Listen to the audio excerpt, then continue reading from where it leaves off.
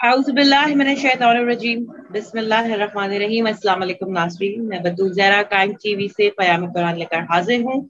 नाज़रीन, आज सूरह अनकबूत की जो तफसीर हम पूछ रहे हैं, जान रहे हैं, उसका तीसरा हिस्सा हम आज कर रहे हैं सूरह अनकबूत को लेके। चलती हूँ अपनी मेहमान की तरफ, मोहतरमा सीमा ज़ैदी साहिबा, अस्सलाम वालेकुम। वालेकुम अस्सलाम व रहमतुल्लाह। कैसी हैं आप? जी जी, मैं ठीक हूँ। आप बताइए, आप ठीक हैं? अल्हम्दुलिल्लाह, आपकी दुआएं। बताएं, अब आप आज सूरह अनकबूत को हम आगे लेके चल रहे हैं। अऊज़ु बिल्लाहि मिनश शैतानिर रजीम। बिस्मिल्लाहिर रहमानिर रहीम। अल्हम्दुलिल्लाहि रब्बिल आलमीन वस्सलातु वस्सलामु अला मुहम्मदिन व आलिहि त्वय्यबीन अत्ताहिरीन। सामीन गिरामी, सूरह अनकबूत के सिलसिले में हमने जिस वजाहत का आगाज किया है, उसमें गुफ्तगू यहाँ तक पहुंची कि परवरदिगार आलम ने इस सूरह के आगाज ही में लोगों को मुखातिब करके ये कहा कि ये जो तुम जिंदगी गुजार रहे हो, और अगर तुमने ईमान का दावा कर लिया है, तो ये मत समझो कि सिर्फ जबानी दावा ही तुम्हारे अंजाम के बखैर होने की दलील है। जब तक तुम आजमाइश से नहीं गुजरोगे, जब तक तुम पर इम्तहान नहीं डाला जाएगा, जब तक ये हकीकत सामने नहीं आ पाएगी कि कौन इस कौल में सच्चा है और कौन झूठा है। और इस बात को बार बार तकरार भी की गई। यानी एक जानिब लोगों को मुखातिब किया गया कि क्या तुम ये समझे हो कि सिर्फ ईमान लाने पर ही तुम्हें छोड़ दिया जाएगा, और दूसरी जानिब ये आयत इशारा कर रही है मुनाफिकीन के ऊपर, कि मुनाफिकीन में चूंकि कौल और फेल का तजाद होता है, लिहाजा एक तरीके से उनके लिए ये अलार्मिंग सिचुएशन थी, और उनके लिए ये एक तंबीह है कि ऐसा मुमकिन नहीं होगा कि सिर्फ तुम्हारा जबानी कौल जो है वो तुम्हारे ईमान के सबूत के लिए काफी होगा।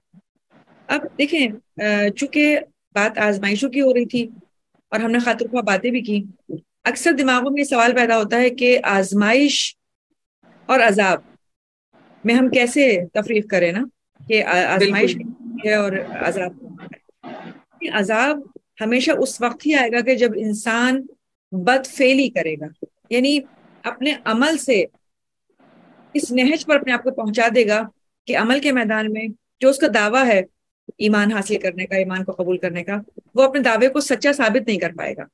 तो अजाब इस लिहाज से क्लियर होता है कि इंसान को नजर आ रहा होता है कि मैंने अब तक जो कुछ किया वो खुदा की मर्जी के मुताबिक नहीं था।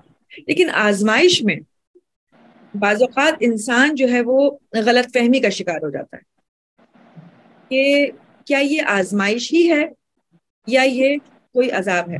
अब इसमें उलमाए तफसीर ने बहुत सारी बातें शेयर की हैं कि जिसमें उन्होंने कहा कि इम्तिहान किस किस तरीके का मुमकिन हो सकता है, आजमाइश किस किस तरीके की मुमकिन हो सकती है, ताकि कम से कम हम आजमाइश को समझ लें।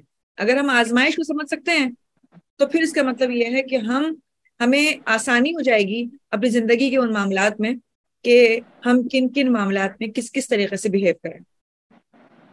जैसे मिसाल के तौर पर कहा जाता है कि कभी हमें यानी मोमिन को एक ऐसे माशरे में मतलब रहने पर मजबूर होते हैं वो, या वो उस जगह पर पहुंच जाते हैं ऐसे माशरे में जहाँ पे चारों तरफ से बहुत बुराइयों का माहौल है, यानी बहुत आलूदा माहौल, बुराइयों से घिरा हुआ। और इस माशरे में जब एक मोमिन रहता है तो चारों तरफ से एक दावत होती है, चारों तरफ से बुराइयों की दावत दी जा रही होती है, घेरा जा रहा होता है ऐसे शख्स को कि वो भी किसी ना किसी तरह उस बुराई को कबूल कर ले, इसलिए कि चूंकि सारा ही माशरा ऐसा है तो तुम क्यों ना सही, तुम ही क्यों अलग हो। तो ऐसे मामले में ये उस वक्त का इम्तिहान है कि माशरे की बुराइयों को कबूल ना करके अपनी नेकियों को बढ़ाना और अपने तकवा को महफूज रखना। इसमें अगर इंसान कामयाब हो गया, इसका मतलब ये कि वो अपनी आजमाइश में, अपने इम्तिहान में कामयाब। इसी तरह बाज़ औक़ात ऐसा होता है कि मोमिनीन को यानी उनका जो जिंदगी का तौर तरीका होता है वो एक ऐसे मुफलिस और महरूम तबके के अंदर होता है, या वो खुद एक ऐसे महरूम और मुफलिसी की जिंदगी गुजार रहे होते हैं जिसमें वो चारों तरफ पैसे की रेल पेल देख रहे होते हैं, दौलत की रेल पेल ہوتے ہیں فاسدوں کی یا رشوت خوروں کی یا کرپشن کے ذریعے حاصل ہونے والے پیسوں پہ لوگوں کو تفریح کرتے ہوئے، لوگوں کو مزے اڑاتے ہوئے دیکھ رہے ہوتے ہیں، اور پھر اپنی حالت کو دیکھ کے یہ سمجھتے ہیں کہ جی ہم تو بہت ہی زیادہ محروم ہو گئے. اب ایسے موقع پر اگر وہ یہ سمجھ لیں کہ سامنے والے کی جو بھی دولت ہے، میں سب کی بات نہیں کر رہی، لیکن چونکہ معاشرے کے اندر زیادہ تر رجحان کرپشن اور رشوت کا اور یعنی کہ اس طریقے کا ماحول ہوتا ہے، تو اس میں اگر وہ یہ سمجھ لے کہ یہ جو دولت انہوں نے کمائی ہے یہ جائز نہیں ہے، تو جائز طریقے سے حاصل ہونے والی کمائی پر اگر وہ لطف اٹھاتے تو وہ واقعی شکر خدا ہوتا. لیکن ایسی دولتوں پر معاشرے میں برائی کو عام کرنا اور لوگوں کو اپنی دولت سے اور عمارت سے مروب کرنا، آج کل تو یہی ہو رہا ہے، یہ قطعاً بھی جائز نہیں ہے.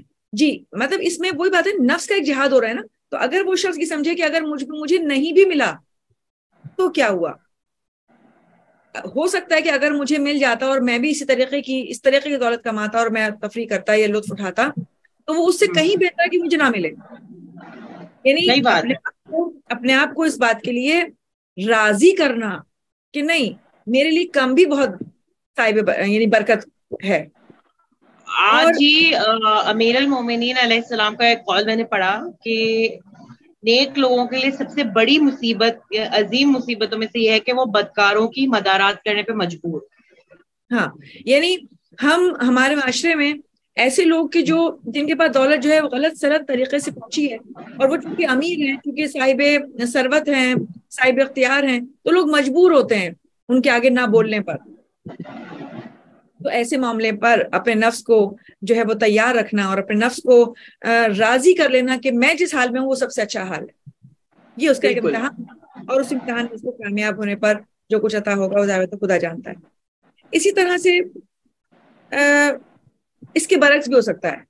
یعنی مثال کے طور پر مومنین کے پاس دولت اور ثروت موجود ہے، ٹھیک ہے، وہ صحیح طریقے سے آ گئی، مثال کے طور پر وہ جائز طریقے سے ان کے پاس موجود ہے، ان کے پاس جائیداد موجود ہے، ان کے والدین ان کے پاس چھوڑ کر گئے، بہت کچھ ہے. لیکن کیا ہوا، اس دولت کے نشے میں اور اس مادی وسائل کو استعمال کرتے کرتے وہ غریبوں کے دکھ درد کو بھول گئے، وہ اپنے معاشرے کے اندر غریبوں کی مدد کرنا بھول گئے اور اپنی نعمتوں میں ہی غرق ہو گئے.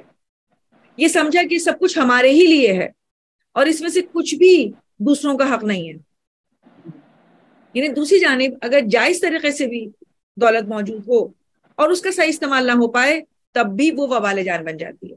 ایسے موقع پر ان لوگوں کے لیے کہ جو صاحب ثروت ہیں، جن کے پاس دولت صحیح ہے لیکن وہ اس کا اگر صحیح استعمال کر لیں اور انفاق کریں، ایثار کریں، لوگوں کو بانٹیں، لوگوں کی پریشانیوں کو دور کریں، ایسے موقع پر یہ ان کا امتحان ہوگا کہ وہ اپنی اس دولت میں کس کس کو اپنے ساتھ شریک کرتے ہیں اور کس کس کی زندگی میں خوشیاں لا سکتے ہیں.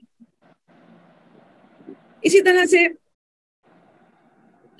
دولت ہوتے ہوئے یا گھر میں آرام و سکون ہوتے ہوئے خدا کی نعمتوں کو شکرانہ ادا نہ کرنا،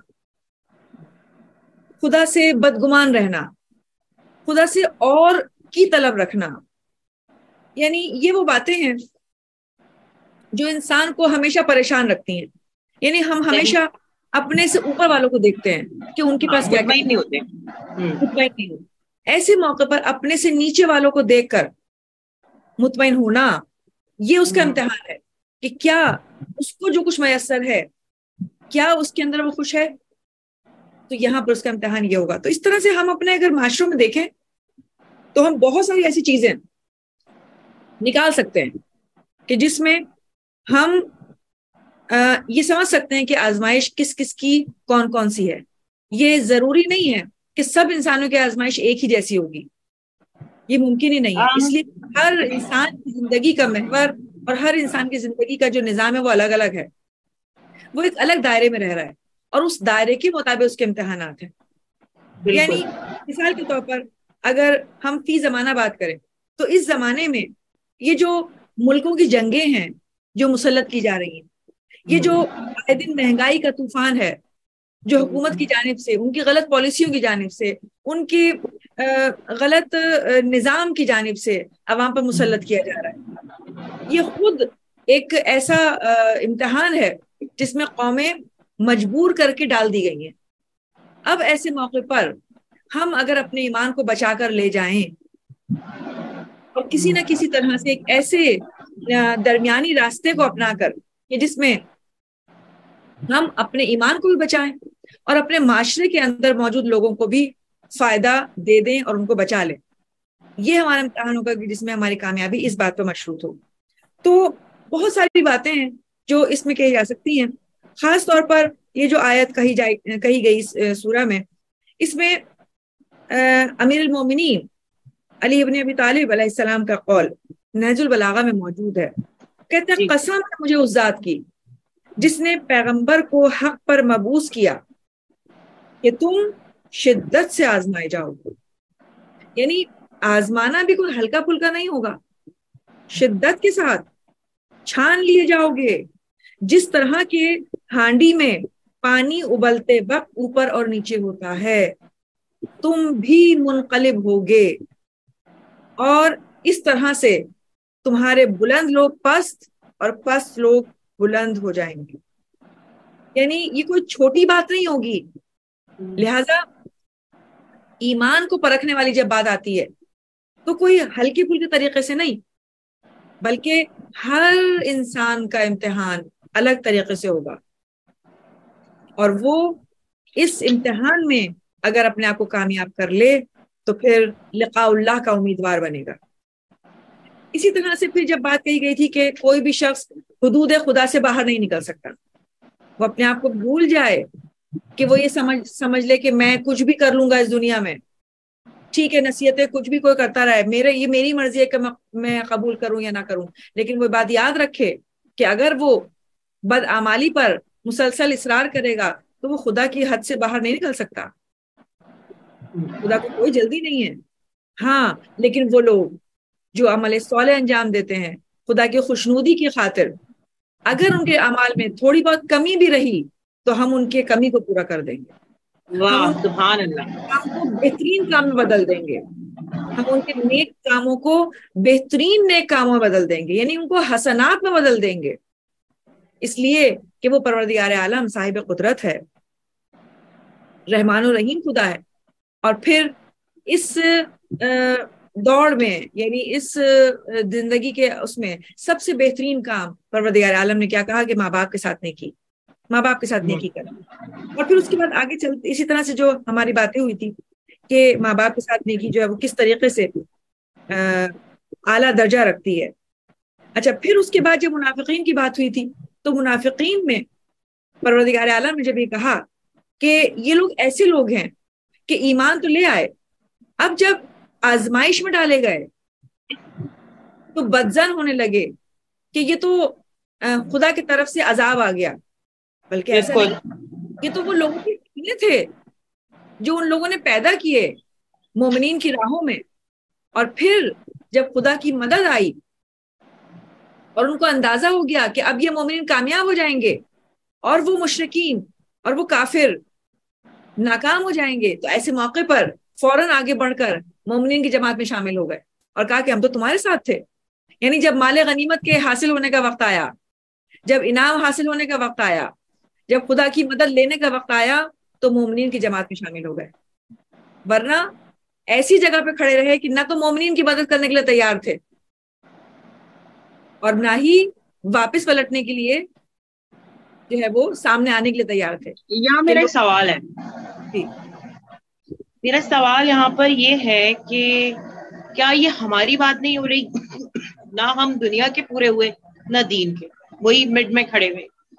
دیکھیں، قرآن کریم کا پیغام عمومی طور پر ہر انسان کے لیے ہے، اور اگر ہم ان پیغامات میں سے اپنے لیے کوئی محاسبہ ڈھونڈ لیں تو اس سے بڑی جو ہے وہ ہمارے لیے سعادت نہیں ہوگی کہ ہم اپنے محاسبے کے لیے ہر آیت کو یہ سمجھیں گویا ہم ہی پر اتری ہے اور ہمارے ہی لیے کہی گئی ہے.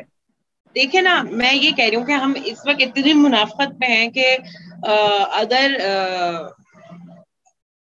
اسکارف میں نے پہنا ہوا ہے, پورا حجاب تو نہیں کہوں گی, لیکن اگر میں نے چلے سر ڈھکا ہوا ہے, اسکارف پہنا ہوا ہے, لیکن میں مکس گیدرنگ میں بھی جا رہی ہوں, میرے اپنے ہی گھر کے اندر ہو رہی ہیں, میرے اپنے کزنز میں, میرے اپنے بہن بھائی میں مکس گیدرنگ بھی ہو رہی ہے, میں وہاں جا رہی ہوں, اور ظاہر ہے میں تیار ہو کے جا رہی ہوں. اور معاشرے میں یعنی بہت ماڈرن بھی آپ کو اپنے خاندان میں بہت ماڈرن بھی ملیں گے اور بہت دینی بھی ملیں گے.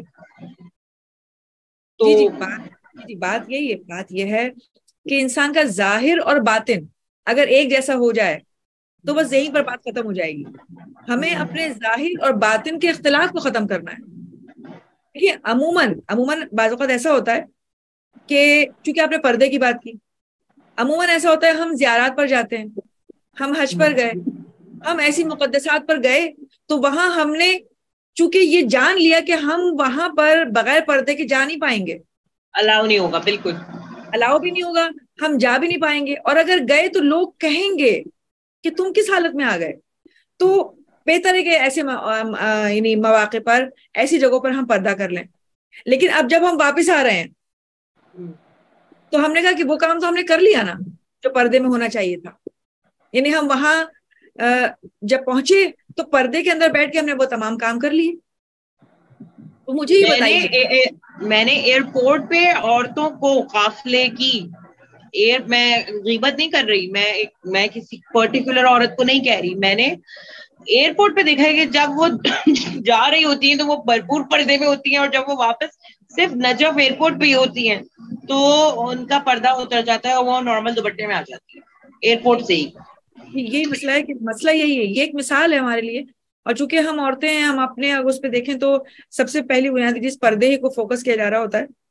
تو دیکھیں بات یہی ہوتی ہے کہ اگر ہم نے سمجھ لیا کہ پردہ کیا ہے اور پھر پارٹ ٹائم کے طور پر قبول کیا اس کو, تو پھر اس کو پردہ نہیں کہیں گے. یعنی یہ وہ حکم ہے جو لاگو ہے آپ کی زندگی کے ہر مرحلے پر. یا تو ہم ایسے خدا کو مانتے ہیں جو حاضر اور ناظر نہیں ہے, یا تو ہم ایک ایسے امام کی پیروی کر رہے ہیں جو حاضر اور ناظر نہیں ہے, پھر تو ہم یہ سب کام کرتے ہوئے اچھے بھی لگیں. ہم اس امام کے ماننے والے ہیں جسے ہمارے خدا نے خود حاضر اور ناظر بنا دیا, یعنی وہ ہمارے اعمال پر حاضر بھی ہے اور ناظر بھی ہے, یعنی موجود بھی ہے اور دیکھ بھی رہا ہے. تو یہ تو ممکن نہیں ہے نا کہ ہم کوئی کام کریں اور وہ کام چھپ جائے. یعنی اگر ہم نیک کام کریں گے تو وہ بھی سامنے موجود ہے, اور اگر ہم غلط کریں گے تو بھی موجود ہے, تو بات یہ ہے کہ انسان اپنے عمل کا خود ذمہ دار ہے. اور گزشتہ نشست میں یہ بات ہوئی تھی کہ منافقین نے ان لوگوں کو یا مشرکوں نے ان لوگوں کو جو ایمان لائے یہ کہا کہ یہ جو تم کام کر رہے ہو نا یہ مناسب نہیں ہے. کوئی ایسا معاملہ نہیں کہ جو تم یہ کہتے ہو کہ اگر ہم یہ برے کام ہیں اور ہم ان کو ہمیں چھوڑنا چاہیے. کوئی گناہ نہیں تمہارے اوپر, اور اگر کوئی ہے بھی تو ٹھیک ہے ہم اس کو اٹھا لیں گے. تو یہاں بات ہوئی تھی کہ انسان اپنے گناہوں کا بوجھ خود ہی اٹھاتا ہے. ہاں وہ لوگ جو خود گناہ بھی کرتے ہیں اور گناہ کی دعوت بھی دیتے ہیں ان کے سر پہ دونوں بوجھ موجود ہیں. تو پروردگار عالم نے جہاں اس طرف مجرم کو اس گناہ کی سزا دینے کے لیے کہا ہے کہ جو دوسروں کو گناہ کی دعوت دینے پہ مجبور کر رہا ہے, وہاں اس آدمی کے لیے بھی دوہرا ثواب رکھا ہے جو نہ صرف خود نیک عمل کرتا ہے بلکہ اپنے نیک عمل سے دوسروں کو بھی دعوت دیتا ہے اور دوسروں کو بھی نیک عمل کے لیے مجبور کر دیتا ہے, نیک عمل کے لیے ابھارتا ہے, نیک عمل کی دعوت دیتا ہے. یعنی یہاں پر اس شخص کے لیے بھی دوہرے ثواب کا جو ہے وہ اپرچونٹی موجود ہے. یعنی ایسا نہیں ہے کہ صرف مجرم ہی دوہرے عذاب کا شکار, نہیں, وہ لوگ جو صالح ہیں, وہ لوگ جو اچھے ہیں, ان کو بھی دوہرے ثواب کی امید اسی طرح پروردگار عالم نے دلائی. اب یہاں پر ایک حصہ تقریباً اس سورہ کا ختم ہوا ہے, دوسرے حصے میں پروردگار عالم نے انبیاء کا تذکرہ کیا ہے. اور جی انبیاء کے تذکرے میں جناب نوح اور جناب ابراہیم کا تذکرہ ہوا. اور جناب نوح کی خاص بات یہ ہے کہ ان کے لیے پروردگار عالم نے اسی سورہ میں اسی آیت میں کہا کہ ہم نے ان کو 50 کم 1000 سال تبلیغ کے لیے وقت دیا. تو جناب نوح نے 950 برس تبلیغ کی، لیکن جب اتنے لمبے عرصے تبلیغ کے بعد بھی اس قوم نے ان کے پیغام کو نہیں سنا، اور صرف چند افراد کہ جو طوفان نوح کے وقت ان کی کشتی میں موجود تھے، کہا رہا تھا کہ تقریباً 80 افراد تھے. آپ مجھے بتائیں 1000 برس کی تبلیغ میں اگر ہم فی زمانہ یعنی ہر 100 برس میں اندازہ لگائیں تو ہر 100 برس میں 10 مومن بھی پیدا نہیں ہو سکے. اتنا کم ریشو، ایک صدی میں 10 مومن نہیں بن پائے. 100 برس کی ایک صدی تو 1000 برس یعنی کہ 10 صدیاں. 10 صدیوں میں اگر 10 مومن بھی ہوتے تو کم از کم جو ہے وہ 100 مومن ہوتے. کہتے ہیں 80 افراد تھے ٹوٹل جو اس کشتی میں بیٹھے اور وہ نجات پائے. تو 80 افراد تھے یا 80 وہ تھے؟ کیونکہ میں نے سنا ہے کہ انہوں نے ہر چیز کا جوڑا بھی رکھ لیا تھا، لائک جی برڈس کا. مطلب افراد کی تعداد بتائی جاتی ہے کہ افراد 80 تھے، اس کے علاوہ کچھ جانور اور پرندے وغیرہ بھی شامل تھے. Okay okay okay. تو یہ بات ہوئی کہ جناب ابراہیم نے ایک لمبے عرصے تبلیغ کی اور اس کے باوجود جو ہے وہ لوگ ایمان نہیں لا پائے. تو دیکھیں اس بات سے کم از کم اتنا تو ضرور پتا چلا کہ انبیاء کی جو دقتیں ہیں وہ ہم عام انسانوں سے بہت زیادہ ہیں. کوئی بھی شخص اپنی زندگی کے اندر موجود پریشانیوں کو دیکھ کر مت سمجھے کہ سب سے زیادہ مشکل پروردگار عالم نے اس کو ہی دے دی ہے. پروردگار عالم کی طرف سے ایک مشہور و معروف قول ہے کہ ہم کسی کو اتنا ہی مشکل میں ڈالتے ہیں جتنی اس کی استطاعت ہوتی ہے. بالکل. جیسے ہم دیکھتے ہیں کہ اب اس کی استطاعت سے باہر نکل رہی ہے بات، ہم اس مشکل کو ختم کر دیتے ہیں، ہم اس مشکل کو آسانی میں بدل دیتے ہیں. پروردگار عالم نے ہمارے لیے وہ امتحانات نہیں رکھے ہیں جو اس نے اپنے انبیاء کے لیے رکھے، اور انبیاء نے اس سے زیادہ مشکل امتحان دے کر بھی اس امتحان میں کامیابی حاصل کی. وجہ یہ کہ ہمارے سامنے جو امتحانات ہیں وہ کہیں ہلکے اور آسان ہیں. بالکل. اچھا، پھر اس طرح ایک جانب تو جناب نوح کا تذکرہ کیا، اور دوسری جانب یعنی جب جناب نوح کی تبلیغ مکمل ہو گئی اور کہا کہ پھر عظیم طوفان نے انہیں گھیر لیا، یعنی کہ اس نبی نے یہ کہا کہ پروردگار اب یہ لوگ جو ہے وہ قابل اصلاح نہیں رہے، نہیں لائیں گے. اور اللہ نے کہا کہ ہاں اب واقعی یہ لوگ ایمان نہیں لائیں گے، اور اس کے اوپر پھر ان کو سب نے یعنی ان تمام لوگوں کو طوفان نے گھیر لیا. یعنی ان کے تمام محلات، ان کے تمام حویلیاں، ان کے تمام گھر بار، ان کے مویشی، ان کی جانیں، سب کچھ پانی میں بہہ گیا. سب کچھ پانی کے اندر بہہ گیا، یعنی سب کچھ ایک دم سے جو ہے وہ ختم ہو گیا. اب دوسری جانب جب جناب ابراہیم کا تذکرہ کیا، دیکھیں یہاں پر قوم پر عذاب آیا اور پانی کا عذاب تھا. جناب ابراہیم کے اوپر اس سے سوا مشکل ہوئی، یعنی اب قوم پر عذاب نہیں ہوا بلکہ قوم نے مل کر جناب ابراہیم کو جو ہے وہ پریشان کرنے کے لیے ان کو آگ میں دھکیلا. ابھی معاملہ بالکل برعکس ہو گیا. یعنی بظاہر جناب نوح کی قوم کے اندر جناب نوح کی قوم کو طوفان کا سامنا کرنا پڑا، ادھر نبی کو کرنا پڑا، اس لیے ان کے اوپر ایک عذاب کی صورت میں آیا. لیکن یہاں پر ابھی عذاب نہیں آیا، لیکن قوم نے بظاہر عذاب دینے کی کوشش کی، بظاہر جان لینے کی کوشش کی، اور یہ چیز نبی کے اوپر اس سے بڑی مشکل تھی.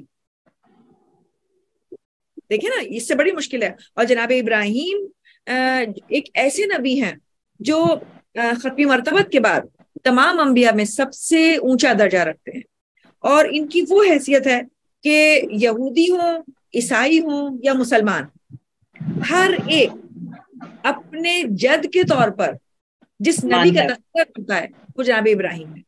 اس لیے جناب عیسیٰ بھی پیچھے کی جانب جناب ابراہیم کی اولاد ہے، جناب موسیٰ بھی جناب ابراہیم کی اولاد میں سے ہیں، اور حضور اکرم محمد مصطفیٰ صلی اللہ علیہ وسلم بھی انہی کی اولاد ہے. تو ہر ایک مذہب کے اندر جناب ابراہیم کا ایک قابل احترام مقام ہے. اب ایسے موقع پر انہوں نے جس انداز میں تبلیغ کی ہے، اس تبلیغ کو بھی پروردگار عالم نے ان آیات میں جو ہے وہ مینشن کیا. یعنی ایک طرف وہ کہتے ہیں کہ یہ جو تم جن بتوں کو پوج رہے ہو، یہ تو بے روح ہیں، یہ تو مجسمے ہیں، نہ ان کے اندر کوئی ارادہ ہے، نہ ان کے اندر کوئی عقل ہے، نہ یہ صاحب شعور ہیں. یہ تو ان میں سے کسی بھی وصف سے محروم ہے. اور نہ صرف یعنی کہ صرف یہی نہیں ہے کہ تم نے ان کو بنایا ہے، بلکہ تم خود جانتے ہو کہ یہ بت تمہارے معبود نہیں ہو سکتے. صحیح. اور وہ جو مشہور و معروف واقعہ کہ جب ان کو موقع ملا ایک مرتبہ کہ جب ان کے قبیلے کے سب لوگ کسی تہوار کے منانے کے لیے شہر سے باہر گئے، یعنی بابل شہر میں رہتے تھے جناب ابراہیم، اور جب سب چلے گئے تو جناب ابراہیم نے اس جگہ جو کہ ان کا معبد خانہ تھا جہاں پر وہ تمام بت رکھے ہوئے تھے، جناب ابراہیم پہنچے اور تمام چھوٹے چھوٹے تمام بتوں کو توڑ دیا اس کلہاڑی سے جو ان کے پاس تھی، اور وہ کلہاڑی بڑے والے بت کے جو سب سے بڑا بت تھا اس کے گلے میں ڈال دی. اور جب یہ ڈھونڈا گیا اور جب یہ لوگ واپس آئے، یہ پتہ یعنی کہ ڈھونڈا گیا کہ کون تھا جس نے یہ پورا عبادت خانہ ہمارا برباد کر دیا، تو سب کے سب برملا بولے کہ ضرور ابراہیم کا کام ہوگا، اس لیے کہ وہی ہمارے بتوں کو برا بھلا کہتا ہے.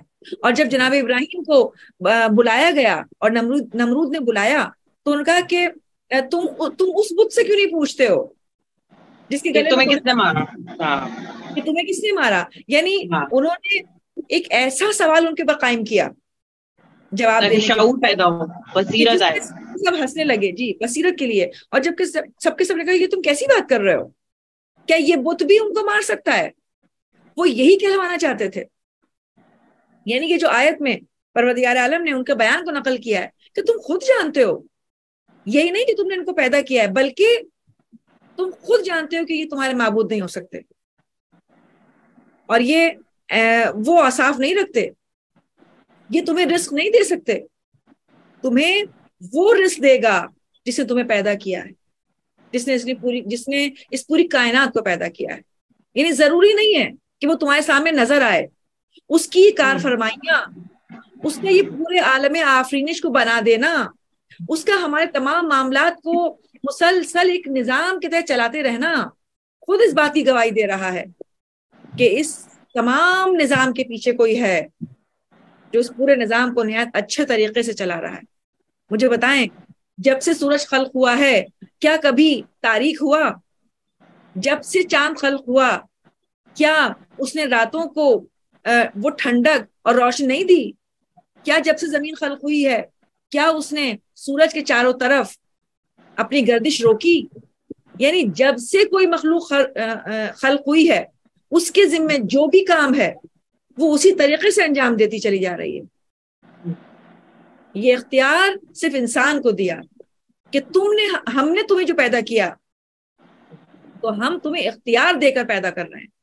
یہ سب مخلوقات بے اختیار ہیں اور بے اختیاری کے باوجود ہر شے اپنے اپنے مقام پر وہی کام کر رہی ہے کہ جس کا حکم اس کے پروردگار عالم نے دیا. لیکن یہ انسان جسے اختیار دیا گیا بے اختیار چیزوں کے پیچھے بھاگ پڑا.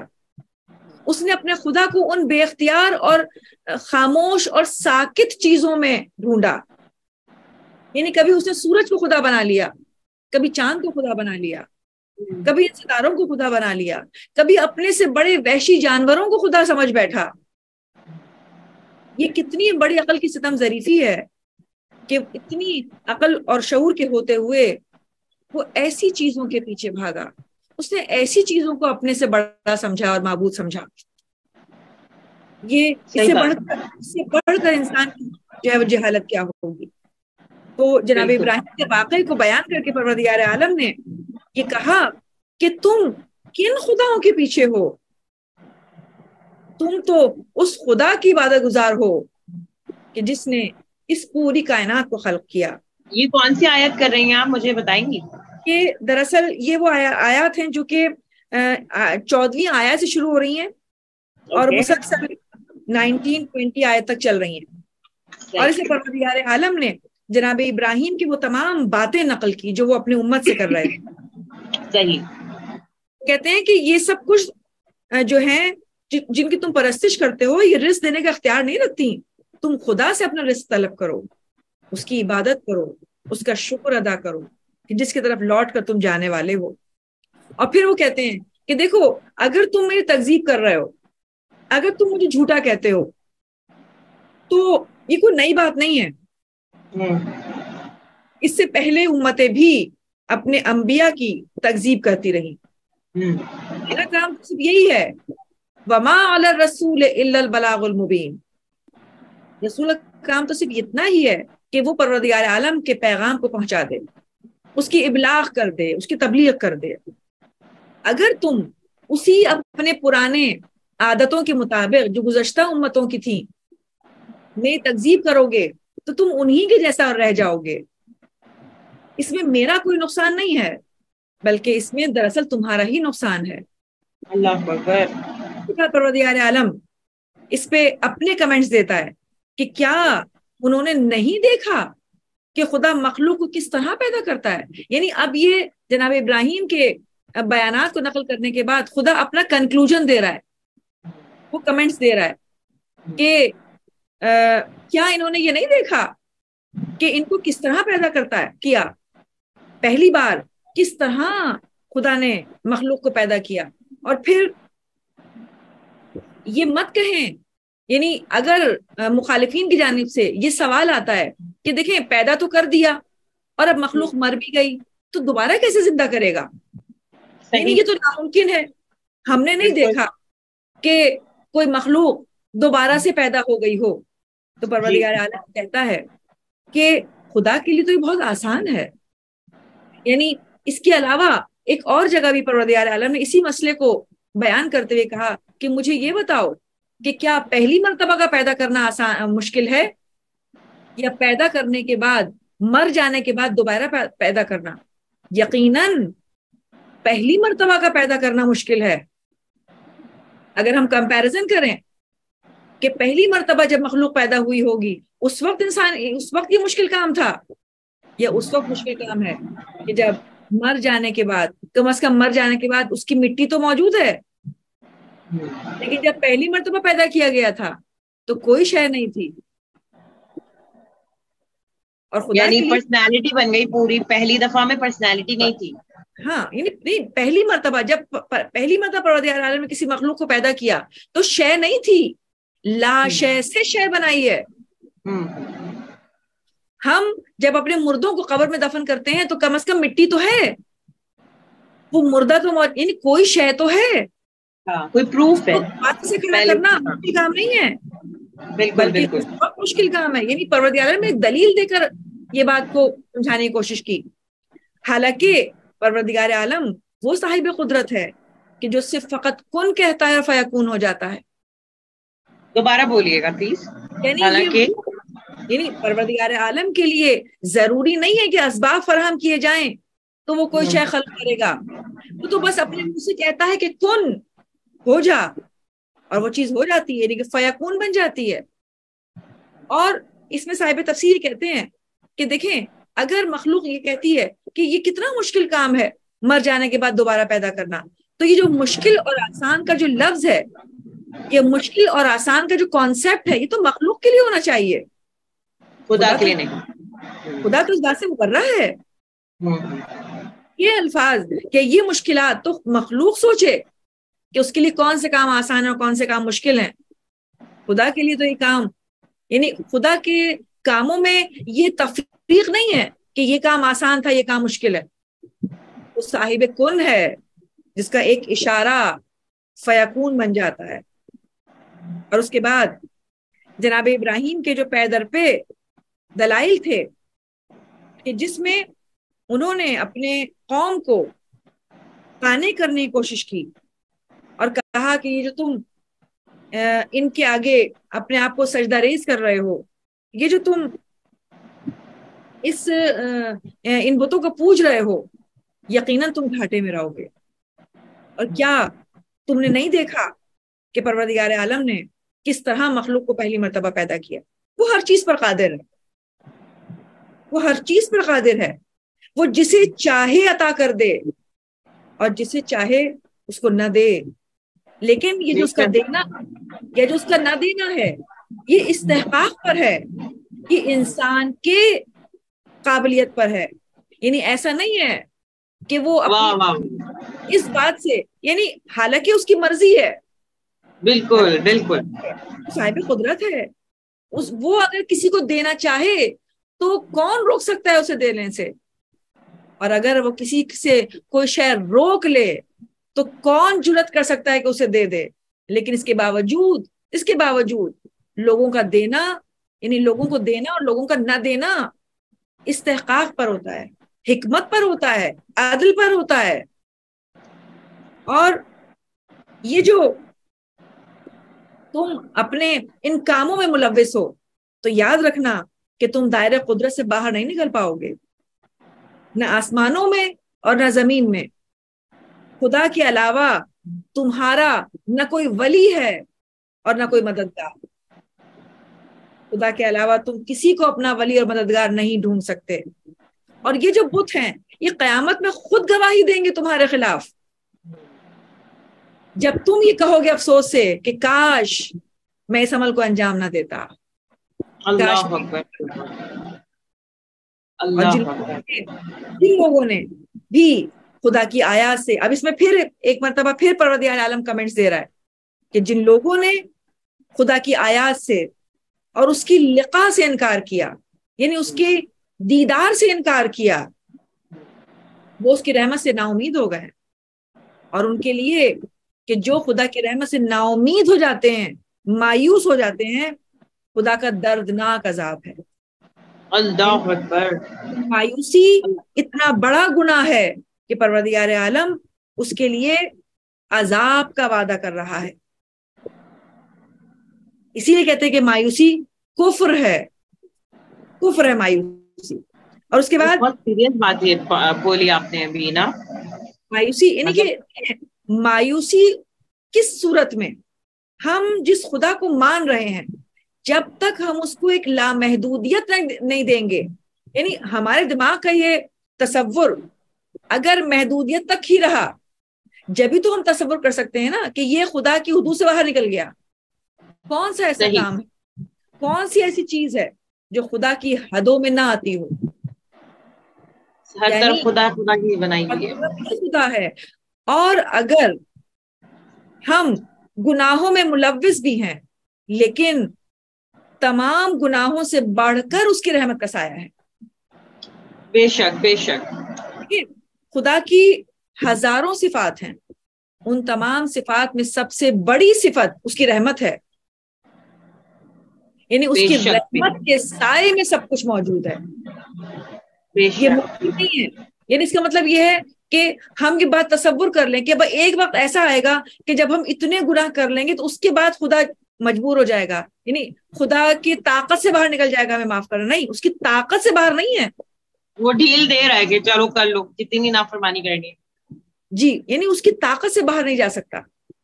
یعنی اسی وجہ سے وہ یہ کہتا ہے کہ اگر آخری لمحوں پر بھی تم ان گناہوں سے توبہ کر لو تو میں وہ خدا ہوں کہ جو تمہیں معاف کر سکتا ہوں. بالکل، بے شک بے شک. اچھا، مجھے یہاں پر یہ پوچھنا ہے کہ ہمارا یہ حصہ کمپلیٹ ہو گیا، حضرت نوح علیہ السلام، حضرت ابراہیم علیہ السلام. جی، ابھی تو کچھ تذکرہ بھی ابھی آگے بھی آئے گا جناب. تو اس کو پھر ہم اگلے نشست میں کریں گے کیونکہ ہمارا ٹائم پروگرام کا ہو گیا ہے. جی ٹھیک ہے انشاءاللہ. تو اس پروگرام کو ناظرین ہم یہیں پہ ہی روک رہے ہیں. سورہ عنکبوت میں آج ہم نے جانا کہ آزمائش، انسان کا عروج اور زوال، ایمان کو پرکھا جائے گا اور کوئی بھی شخص حدود خدا سے باہر نہ نکلے. اور انبیاء کرام میں تذکرہ جناب نوح علیہ السلام اور حضرت ابراہیم علیہ السلام کا ہم نے سیما زیدی صاحبہ نے بتایا ہے. اس پروگرام کو یہیں ٹو بی کنٹینیو کرتے ہیں اور اس کے اگلے پروگرام میں ہم ان سے آگے پوچھیں گے. تب تک کے لیے بطول زہرا کو قائم ٹی وی کینیڈا میں پیام قرآن سے اجازت دیجیے. اللہ حافظ.